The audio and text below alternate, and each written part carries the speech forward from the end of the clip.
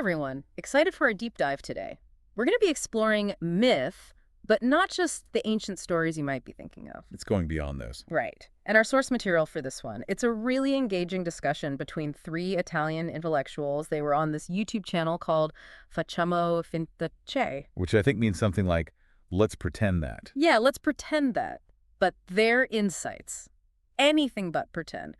They're talking about the power of myth, how it shapes societies, how it transmits knowledge. And honestly, it made me think about myth in a whole new way. It's really fascinating stuff. One of the things that really struck me was how they emphasized the power of the word itself. It's true. They talk about how the word is really what sets humans apart from other animals. It's like the foundation of myth, of storytelling. And it made me think of that line from the Gospel of John. In the beginning was the Word. Oh, yeah, totally. It's like they're drawing on that same idea that language has this incredible power to shape reality. Absolutely. Yeah. But they go even further. They argue that myths are actually vehicles for conveying secret knowledge. Like hidden knowledge. Exactly. They call it initiatic knowledge. Knowledge that's not just readily available, but revealed through specific teachings or rituals.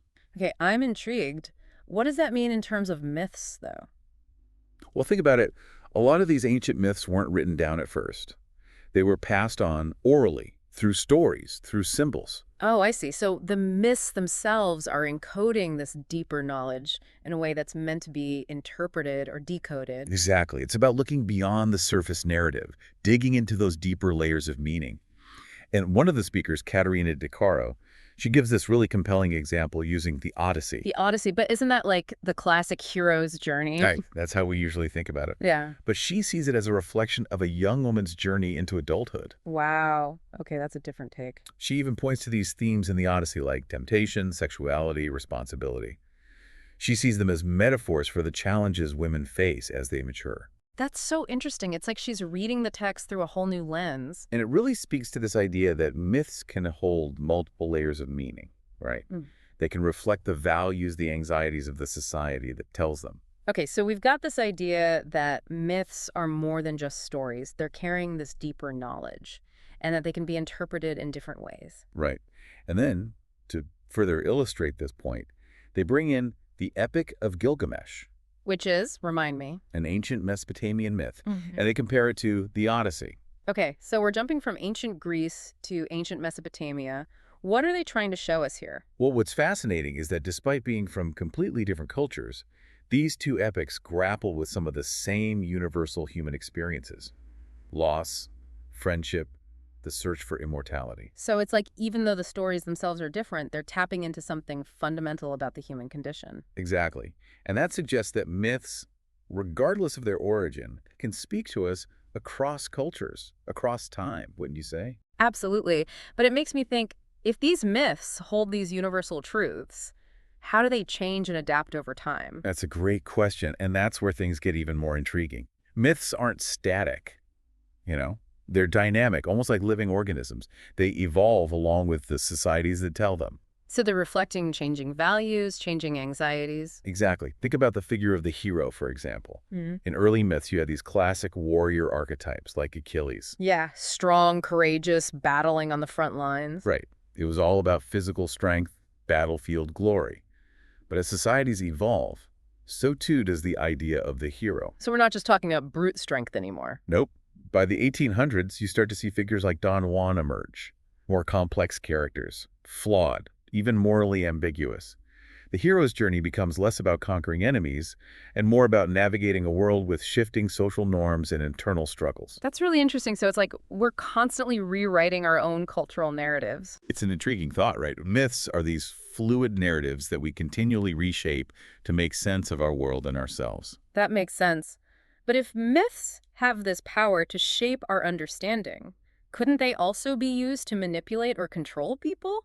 I mean, especially when you consider how easily information can be distorted, even today. That's where it becomes crucial to distinguish between myth as a vehicle for cultural and spiritual knowledge and the very different phenomenon of propaganda. So they're not the same thing. Not at all. But couldn't some argue that throughout history, certain myths have been used to promote certain ideologies or power structures? That's a valid point, for sure.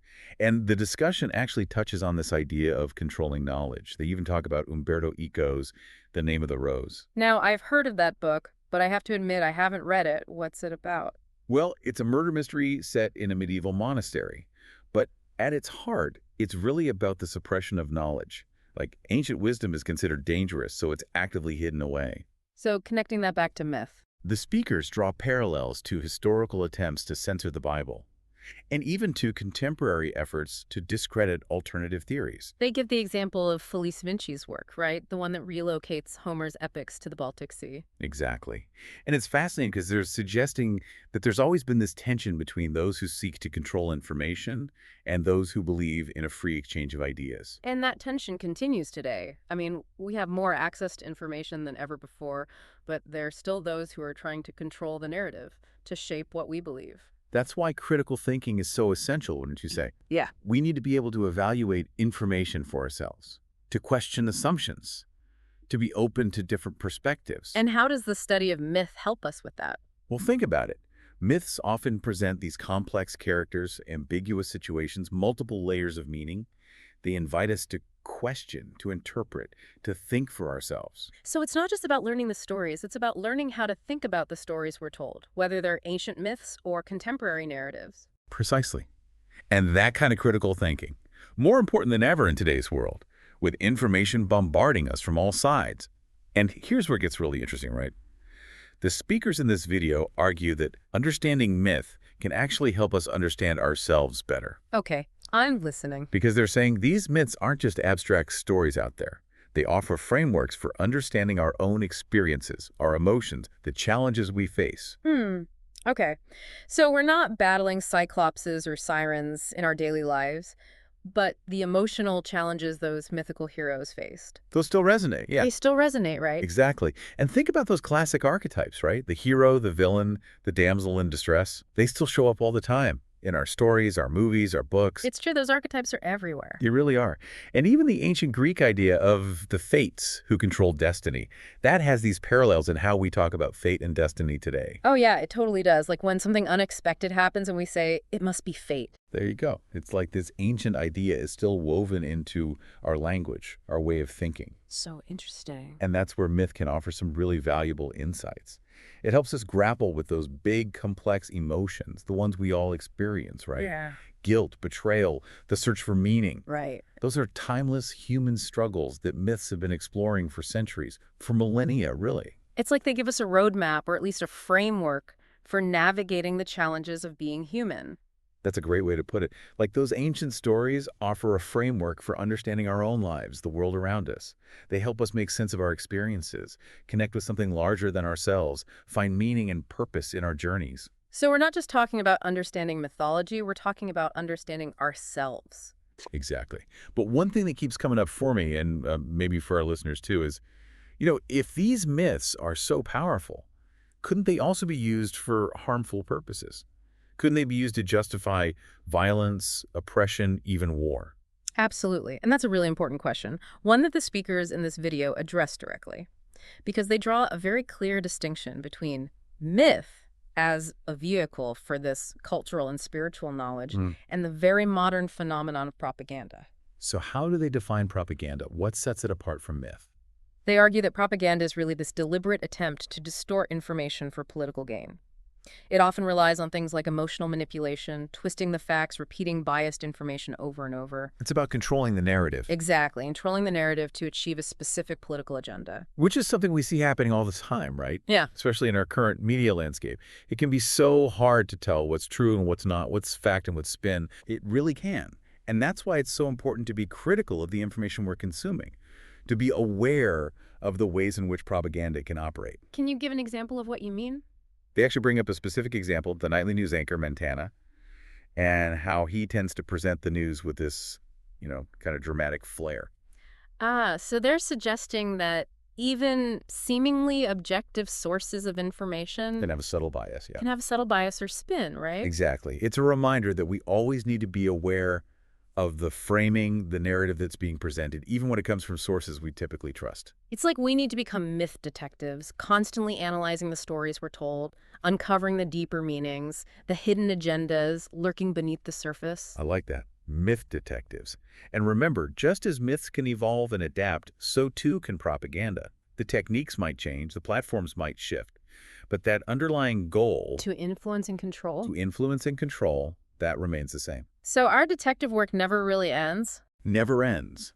It's an ongoing process of critical thinking, questioning assumptions, seeking out diverse perspectives. And speaking of seeking out diverse perspectives, they also raise this interesting point about open-mindedness, about being willing to challenge our own beliefs. And they use the example of Felice Vinci's work, right? Relocating Homer's epics to the Baltic Sea. Yeah, which, I mean, let's be honest, it's a theory that's been met with a lot of skepticism, even ridicule from mainstream scholars. It has. But the speakers bring it up as an example of how we often resist new ideas. Especially if those ideas challenge what we already believe. Exactly. It's like those moments when something makes us uncomfortable because it forces us to question what we think we know. And that discomfort, they argue, can actually be a sign that we're on the verge of expanding our understanding. Like we're breaking out of our old ways of thinking and opening up to new possibilities. Exactly. It's about moving beyond the familiar, venturing into new intellectual territory. But how do we cultivate that open-mindedness? What are some practical steps we can take to be more receptive to new ideas, even the ones that challenge our deeply held beliefs? Well, they suggest that it starts with becoming aware of our own biases. Because we all have them, right? We all have them. And they can unconsciously shape how we perceive information. It's like we all come to the table with these preconceived notions. Yeah, and those preconceived notions can color our interpretations. So how do we break free from that? Once we're aware of our biases, we can start to question them, right? We can ask ourselves, where did these beliefs come from? Are they based on evidence, or are they just things I inherited from my family, my culture, my social group? Wow, that's such a powerful question. And it's not always easy to ask ourselves, is it? It's not always comfortable, but it's precisely that discomfort that can lead to growth and transformation. It's about moving beyond the familiar and venturing into new intellectual territory. It's like we need to become explorers of our own minds. Love that. Explorers of our own minds. Okay, so we're being more aware of our biases, we're questioning them. But what about those times when we encounter new information that just feels totally wrong? How do we distinguish between healthy skepticism and just outright denial? That's a crucial distinction for sure. They emphasize that it's important to be critical of information, Yeah. but not to the point where we just dismiss anything that challenges our beliefs. So how do we find that balance? How do we know when we're being appropriately skeptical versus when we're just digging our heels in and refusing to consider new information? They suggest that it involves a few key things, like really evaluating the evidence, considering multiple perspectives, being willing to change our minds when presented with compelling new information. So it's not about blindly accepting everything we hear. No. But it's also not about rejecting anything that challenges our comfort zone. Right. It's about finding that sweet spot where we're open to new ideas, but also discerning enough to evaluate them critically. You got it. Yeah. It's about finding that balance between skepticism and open-mindedness, between questioning and exploring. It sounds like that kind of balanced approach is essential, not just for understanding myth, but for navigating the world in general. Absolutely. Yeah? I mean, let's face it, we live in a complex world with complex issues, and there are rarely easy answers. Cultivating that ability to think critically, to question assumptions, to be open to different perspectives, that's crucial for making informed decisions, for navigating the challenges we all face. Couldn't agree more. And, shifting gears a bit, they also delve into this fascinating aspect of myth. What's that? Its ability to tap into our deepest fears and desires. Ooh, okay. Get into that. They argue that myths often explore, the darker sides of human nature, greed, jealousy, that thirst for power, and these themes. They can be unsettling, disturbing even, They can be. but they can also be incredibly insightful. So why explore those darker aspects of ourselves? What's the point of going there? Because by confronting those shadow sides of human nature, we can better understand ourselves, understand the forces that shape our behavior. It's like they're holding up a mirror to humanity. They are, showing us both our strengths and our weaknesses. And that self-reflection is key for personal growth. It is. It's about acknowledging that we all have the capacity for both good and evil, for both light and shadow. It's like myth provides this safe space to explore those darker aspects of ourselves. It does. Because it's all couched in symbolism, metaphor, we can grapple with those difficult emotions without feeling completely overwhelmed or threatened. That's a great point. Myth allows us to engage with those shadow sides of ourselves Yeah. in a way that feels safe, even cathartic. Right. It helps us integrate those darker impulses into a more whole, a more integrated self. I like that. It makes me think about how certain myths, especially those that deal with death or the underworld, can be really frightening or even taboo in some cultures. They can, for sure. And those myths often serve a really important purpose. They help us confront our fears about death and the unknown, make sense of loss and grief, find meaning and purpose even in the face of our own mortality. So it's not about shying away from those difficult emotions. It's not. It's about finding ways to engage with them in a healthy and constructive way. You got it. And myth provides this framework for doing just that. It gives us a language to talk about those experiences, to share our fears and anxieties, to find solace and meaning in the face of life's challenges. That's so powerful. So we've talked about the individual level, but they also bring up this intriguing point about the role of myth in shaping our collective identity. They do. And they argue that myths often provide this shared history, a set of values that bind communities together, that give them this sense of belonging, a shared purpose. It's like those stories help to define who we are as a group, where we came from, what we stand for. Precisely. And that shared identity, that could be a source of strength and resilience, especially in times of crisis or change. Like it helps us to weather the storms together, to Exactly. find strength in our shared history, our values, and to rebuild after adversity. Absolutely. So they're saying that even though these myths might be fictional, they can have a very real impact on our lives, They can. on our communities, shaping our sense of self, our relationships, even our understanding of the world around us. Absolutely. And that impact can be both positive and negative, depending on how those myths are interpreted and used. Which brings us back to the importance of critical thinking, right? Right. We need to be able to discern between those myths that empower us and those that might be used to control or manipulate us. Exactly. It's about recognizing the power of myth and then using that power wisely, both for our own personal growth and for the betterment of our communities and the world around us. You know, it feels like we've been talking about myth on this huge societal level. But this discussion also brings it back down to the individual. Like, these intellectuals suggest that myths can offer practical wisdom for navigating our everyday lives, you know, those smaller, more personal challenges we face. Absolutely. They even highlight Odysseus's journey in the Odyssey as a metaphor for the challenges we all encounter in life. They talk about how he encounters the lotus eaters who offer him this blissful forgetfulness. Okay, I'm seeing where they're going with this. Right. It's like those moments when we're tempted by distractions or those easy escapes from responsibility. Exactly. Or think about the sirens who lure sailors to their doom with their enchanting songs. I mean, that's a pretty powerful image of the temptations we face, Yeah. right? To chase after those fleeting pleasures, those things that ultimately distract us from our goals. Right. So they're saying that these mythical encounters, they're not just fantastical elements of the story. They actually represent these real psychological and emotional challenges we still grapple with today. Exactly. So what does that mean for us? How do we learn from Odysseus's example? Well, the myths remind us that the path to true fulfillment, it often requires discipline, resilience, a willingness to delay gratification, Just as Odysseus had to resist the allure of the sirens, the lotus eaters, we also need to develop strategies for those moments when we're tempted to stray from our path or give in to those, quick fixes. It's about recognizing that sometimes the things that seem the most appealing in the moment, Yeah, they might not actually lead to that lasting happiness or fulfillment. they might not.